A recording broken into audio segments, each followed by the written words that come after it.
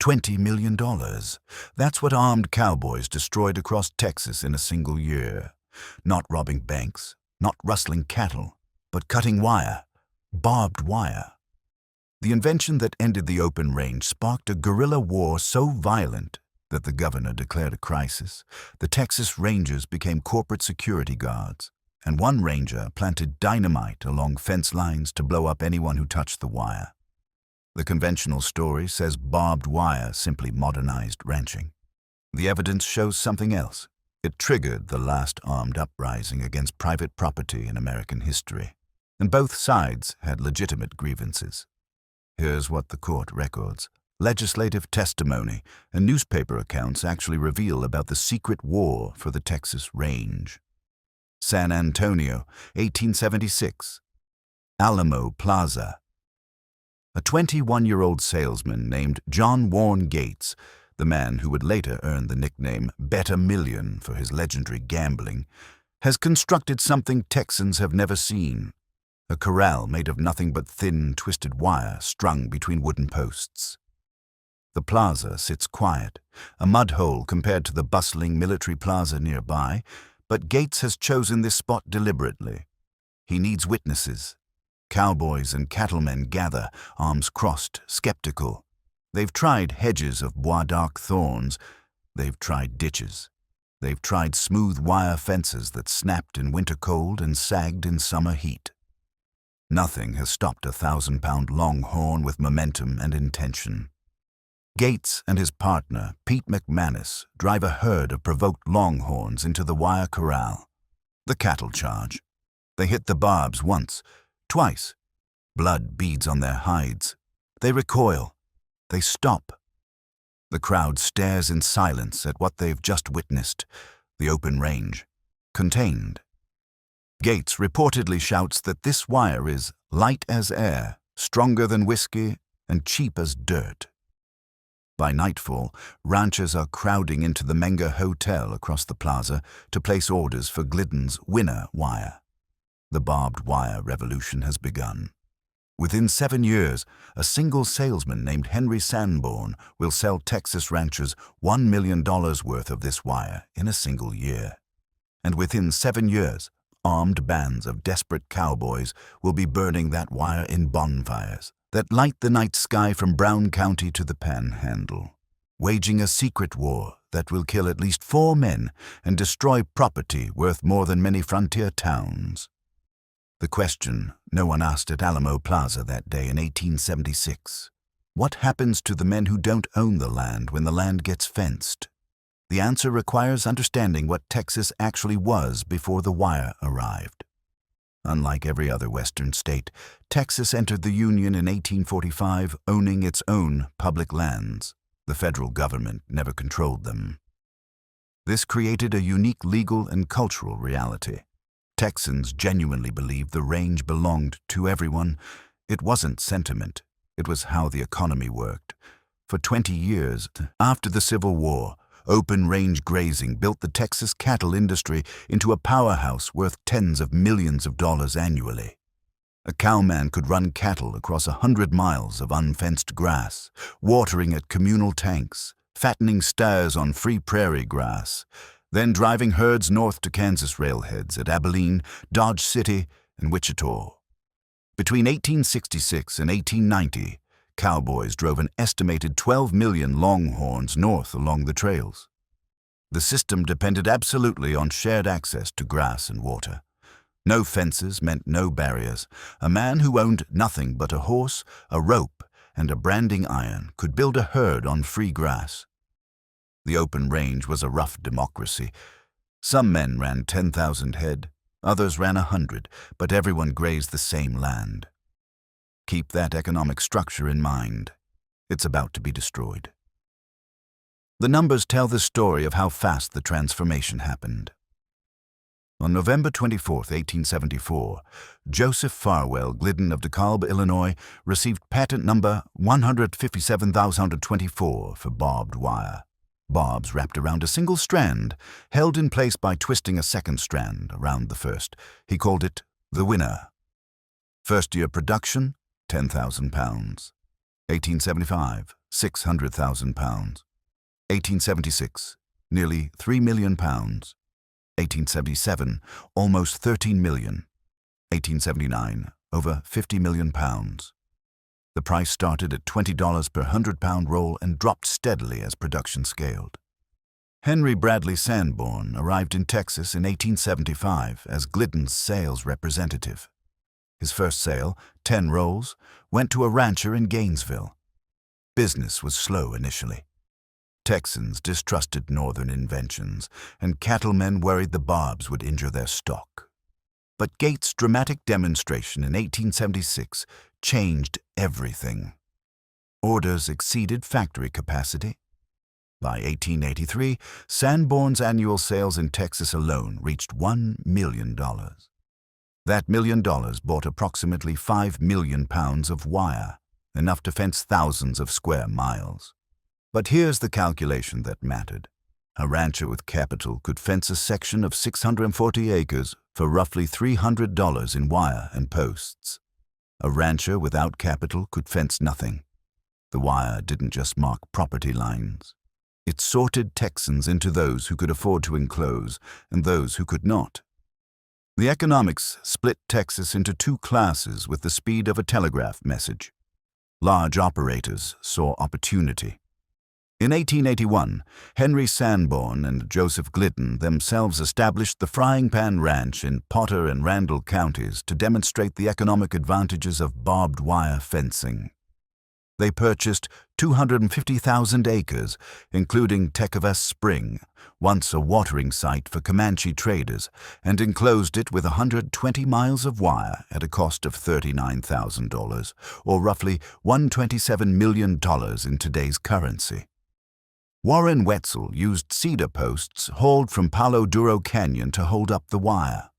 Within a few years, the Frying Pan ran 15,000 head of cattle on improved pastures that no competitor could access. The XIT Ranch in the Panhandle eventually strung 3,000 miles of fence across 3 million acres. These weren't just boundaries. They were economic fortifications. A rancher who controlled water access behind wire controlled the range for miles in every direction. A man with a small herd and no land title found himself suddenly locked out of grass and water he'd used for a decade. But the abuses went further than that. The Texas State Historical Association documents that ranchers frequently enclosed not just their own land, but public roads, schoolhouses, churches, and farms belonging to other people. One fence in Clay County blocked the only route between a settlement and its church for 6 months. Another cut off mail delivery to 3 communities until the postmaster complained to Austin. Some large operators grazed their herds on open range until the grass was exhausted, then retreated behind their private fences while their neighbors' cattle starved on the picked-over remnants. The resentment building across central and western Texas wasn't theoretical. It was about survival. The drought of 1883 shattered what remained of the old order. That spring, the rains failed across a belt of Texas extending north to south through the center of the state, exactly where the ranchman's frontier had pushed in the preceding decade. Creeks dried to cracked mud. Stock tanks turned to alkaline puddles, then dust. Grass that should have greened in April stayed brown. By May it was dead. By July it was gone. For a cowman with land and fences, the drought was painful but survivable. He could rotate his cattle to different pastures, access water from wells drilled on his property, wait for rain. For a landless cowman running cattle on open range, the drought was catastrophic. His cattle needed water, and the water was now behind miles of wire he had no legal right to cross. The economic logic was brutal.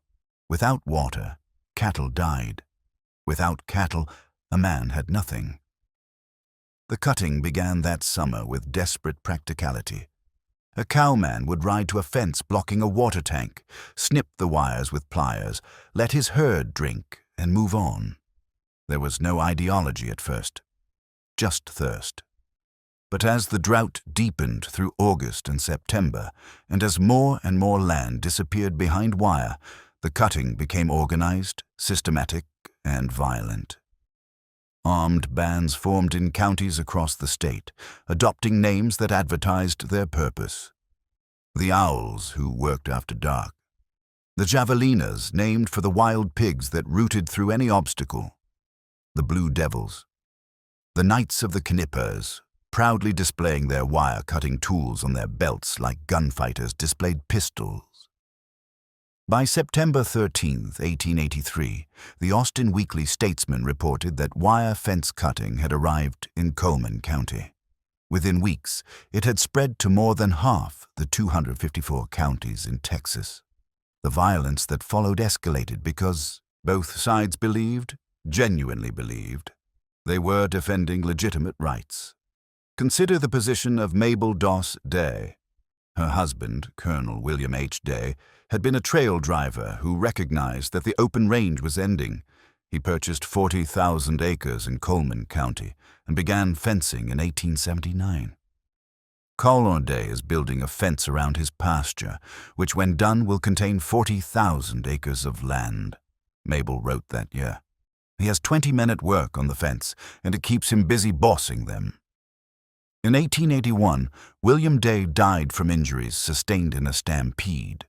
Mabel, left with debt and a vast ranch, reorganized as the Day Cattle Ranch Company, sold half interests in her cattle to Kentucky investors while retaining title to the land, and by 1883 had built the largest fenced ranch in Texas. The wire she'd paid for represented hundreds of thousands of dollars in capital investment. Fence cutters hit her operation in September 1883, slicing 5 miles of fence and nailing a note to her gatepost.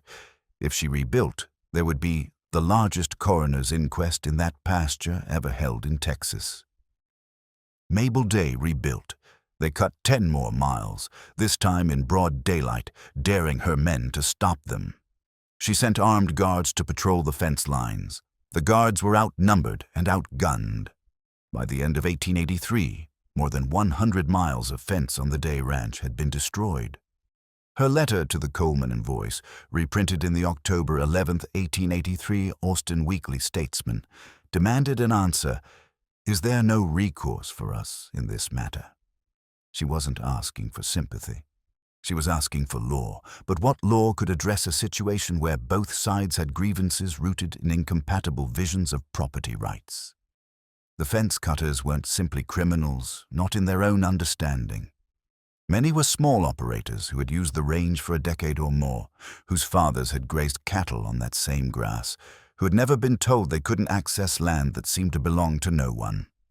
The Texas Greenback Party, a predecessor to the populist movement of the 1890s, explicitly endorsed fence cutting as a legitimate protest against monopoly power, warning that barbed wire would convert farmers and small stockmen into serfs. This prediction proved largely accurate. Contemporary newspapers, even those that condemned the cutting as lawlessness, acknowledged that the fencers were not universally innocent. The Handbook of Texas documents case after case of ranchers enclosing public domain along with their own deeded land, of blocking roads used for decades, of stringing wire around farms and small ranches belonging to neighbors who woke to find themselves imprisoned by fences they couldn't legally remove. The Galveston Daily News admitted that fence cutting never would have become so great and destructive if it had not met with such popular sentiment among the people. The sentiment was real because the grievance was real. This was class, conflict, pure and undisguised, and both classes believed they were fighting for justice. The fall of 1883 brought the crisis to a head that demanded political intervention. Across Texas, at least 3 men died in clashes between fence cutters and ranchers. Gunfights in pastures that never received names, never made the history books, but transformed Central Texas into an armed camp where neighbor distrusted neighbor, and nightfall brought the sound of snipping wire and sometimes gunshots.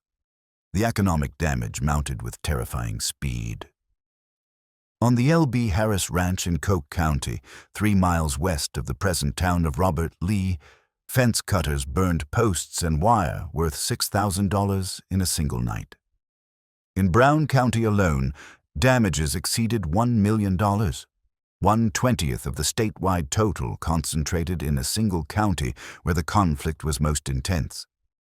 The Fort Worth Gazette attempted to calculate the total economic impact: $20 million in direct property damage from destroyed fencing, plus another $30 million in declined tax valuations as ranchers abandoned properties they could no longer protect, and settlers chose to homestead elsewhere. The state of Texas was hemorrhaging capital, population, and credibility. Ranchers who had invested their fortunes in fenced land watched helplessly as their property was systematically destroyed.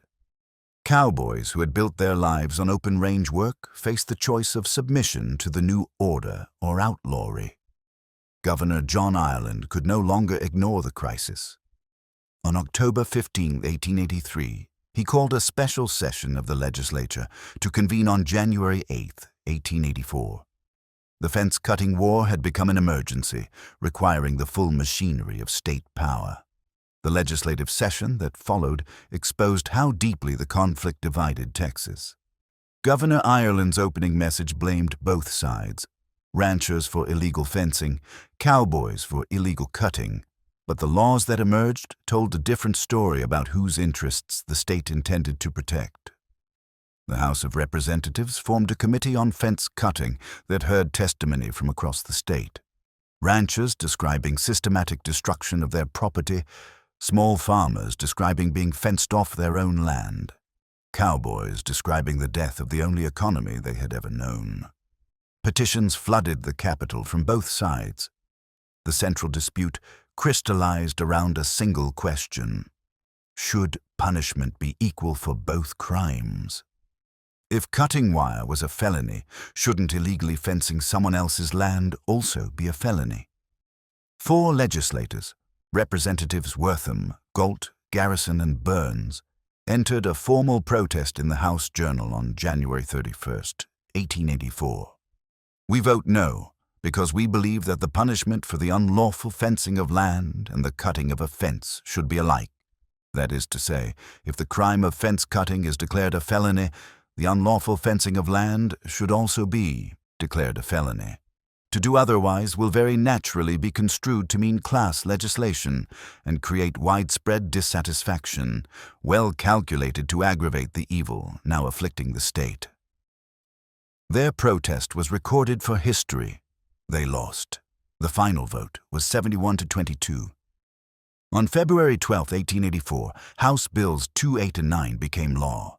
Fence cutting, a felony, punishable by 1 to 5 years in state prison. Malicious pasture burning, a felony, 2 to 5 years.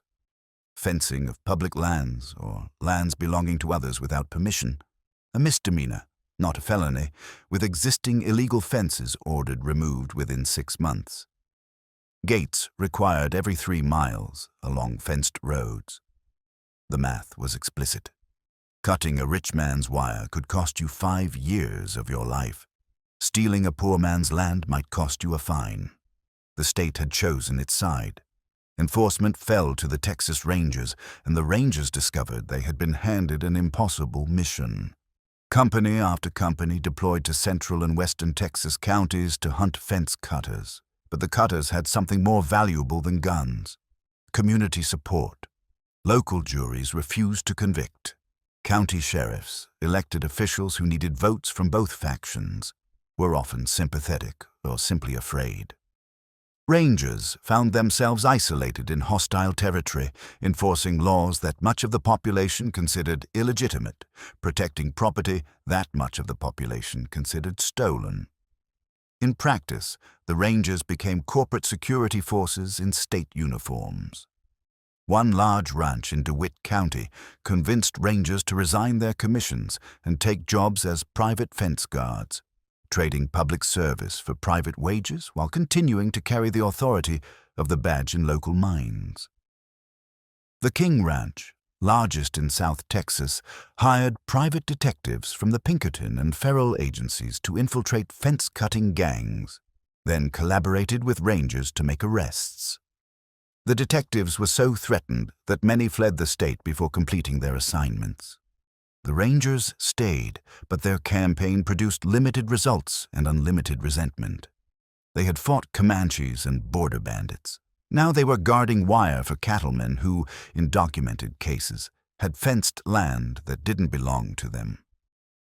The mission degraded the Rangers' reputation among the very Texans they had once protected.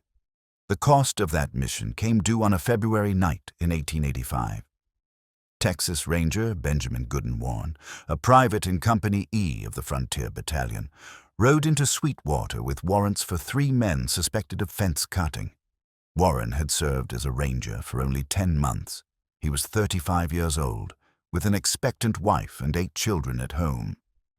On the night of his arrival, Warren sat in the office of a local hotel, talking with friends and waiting for morning to serve his warrants. He never heard the shot that killed him. A rifle bullet came through the window, struck him in the head, and killed him instantly. The 3 men he had come to arrest for fence cutting were instead charged with his murder. 2 were convicted and sentenced to life in prison. 1 conviction was later overturned. It's not known if the 3rd suspect was ever formally charged. Warren became the only law officer killed in the fence-cutting war, a war that never officially existed, that produced no declared battles, that history would largely forget. His grave marker makes no mention of barbed wire. The violence continued at a diminished level for years, flaring during droughts when the old desperation returned. But the decisive confrontation came in 1888 in Navarro County, when a resurgence of cutting prompted Austin to deploy Rangers Ira Atten and Jim King. Atten was 25 years old, a veteran of 6 years' service who had joined the Rangers in March 1883 and built his reputation chasing outlaws along the Rio Grande. He'd been present at gunfights, pursued murderers across hostile terrain, convinced his friend John Hughes to join the Rangers. Now he faced an enemy he couldn't find. Fence cutters who melted back into the community the moment he approached. Atten and King went undercover, posing as sympathizers, trying to identify the men responsible. They failed. The community protected its own with a wall of silence that no badge could penetrate. Atten, frustrated beyond patience, devised a solution that crossed every line of law and ethics: dynamite. He rigged explosive charges at intervals along disputed fence lines, hidden beneath the lower strands of wire, designed so that cutting the upper wires would detonate the explosives. The adjutant general in Austin learned of the plan and was horrified. He ordered the dynamite removed immediately. Atten, as he later recounted in his 1945 memoirs, was not overly fond of orders. Before complying, he reportedly detonated several charges himself, proving they worked. Word spread across Navarro County, probably spread by Atten himself, that fences throughout the region were booby-trapped with explosives. Whether a single stick of dynamite actually remained, the rumor achieved what years of prosecution, patrol, and imprisonment had not. The fence cutting in Navarro County stopped. A Texas Ranger had weaponized terror against civilians to enforce property rights. No one was injured by Atten's bombs. No one was prosecuted for Atten's plan. The wire stood. The fence-cutting war ended not because the underlying conflict was resolved, but because the open range itself died, killed by economics and weather. The brutal winter of 1886-87, called the Big Die-Up by survivors, destroyed the illusion that open-range ranching could survive on the northern plains and in the Texas Panhandle. That winter, temperatures plunged far below zero for weeks. Blizzards buried the range in snow so deep that cattle couldn't reach grass. In the Panhandle, ranchers had built a drift fence stretching the entire width of the region, from New Mexico to Oklahoma, designed to keep northern cattle from drifting south during storms.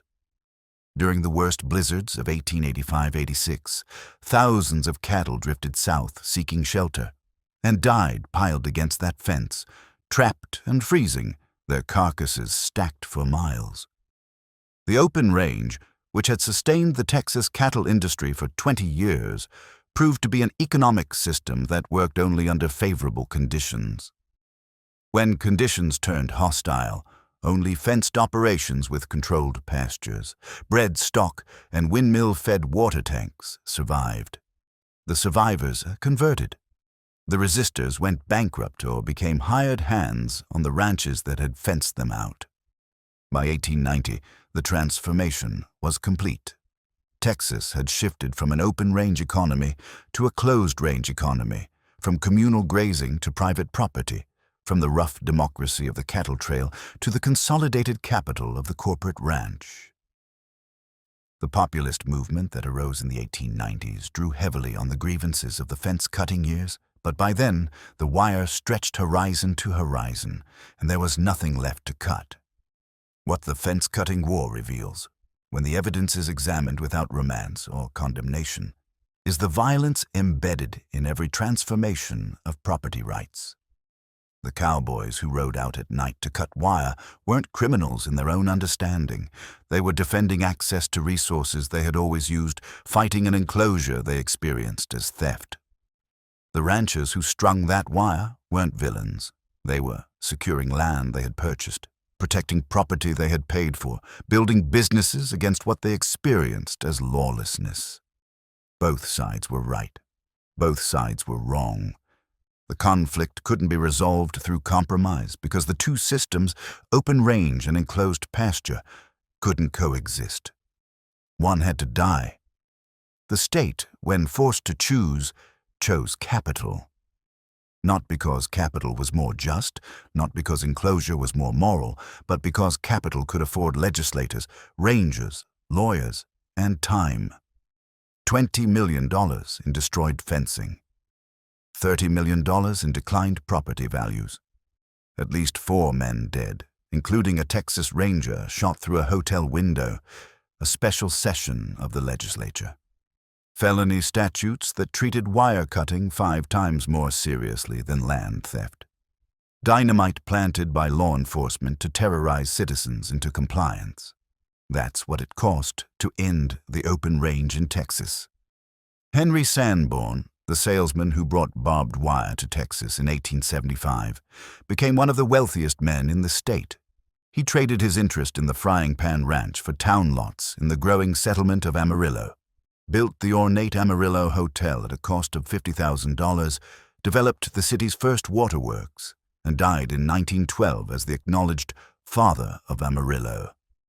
His mansion featured a deer park and stables for 6 matched Cleveland Bay coach horses. The fence he championed still stands in fragments across the Texas plains, rusted now, displayed as a curiosity at the Devil's Rope Museum in McLean along Old Route 66. The cowboys who once rode open range from the Brazos to the Canadian River, who built the cattle industry with their labor before the wire came. Most of them are anonymous. They left no estates, no towns bearing their names, no historical markers. The legislature that criminalized their resistance recorded their protest and overruled it. The newspapers that covered the conflict forgot their names within a year. The conventional story says barbed wire was progress, modernization, the inevitable triumph of property over commons. The ledgers, court records, and legislative testimony show something more complicated. It was also dispossession, achieved through law, enforced through violence, completed when the last man who remembered the open range grew too old to fight. The wire that fenced Texas still runs across the land. The men it fenced out are dust.